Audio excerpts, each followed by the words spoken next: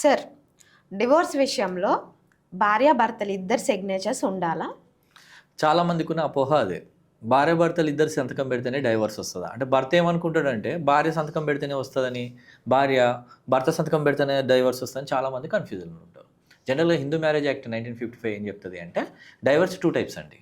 ఒకటేమో ఇద్దరు కలిసి, అంటే భార్యాభర్తలు ఇద్దరు కూర్చొని ఇక మనం విడిపోదాం, మనకు ఈ ఇంకంపాటబిలిటీ ఉంది, నీకు నాకు పడట్లేదు, ఇక పిల్లలు నీ దగ్గర ఉంటారు, అలిమోని ఇస్తాను, మంత్లీ ఇంత మెయింటెనెన్స్ ఇస్తా, పిల్లల పెళ్లి చేస్తా అని భర్త ఒప్పుకోవడం, భార్యనేమో పిల్లల దగ్గర ఉంచుకోవడం, ఇట్లాంటి కండిషన్స్ అన్నీ ఇద్దరు కలిసి మాట్లాడుకోవడం మ్యూచువల్లీ, అంటే ఇద్దరు కలిసి పరస్పర అంగీకారంతో తీసుకునేదేమో మ్యూచువల్ డైవర్స్. అదే హిందూ మ్యారేజ్ యాక్ట్ రెండో పార్ట్ ఏంటంటే కంటెస్టెడ్ డైవర్స్ అంటారు. కంటెస్టెడ్ డైవర్స్ అంటే జనరల్గా ఏంటంటే, ఒక భర్త కానీ భార్య కానీ అనదర్ స్పౌస్, అంటే any one of the spouse another స్పౌస్తోని, అంటే నాకు ఈ ఇంకంపాటబిలిటీ ఉంది, నేను ఈమెతో వేగలేను, లేదా ఈ భర్తతో నేను ఉండలేను అని భార్య కానీ భర్త కానీ ఫీల్ అయితే వాళ్ళు డైవర్స్ చేసుకోవచ్చు అని చట్టమే చెప్తుంది. అంటే దాని అర్థమైంది, వేరొకరి అనుమతి లేకుండా one of the spouse consent లేకుండా కూడా వేసుకునేది కంటెస్టెడ్ డైవర్స్.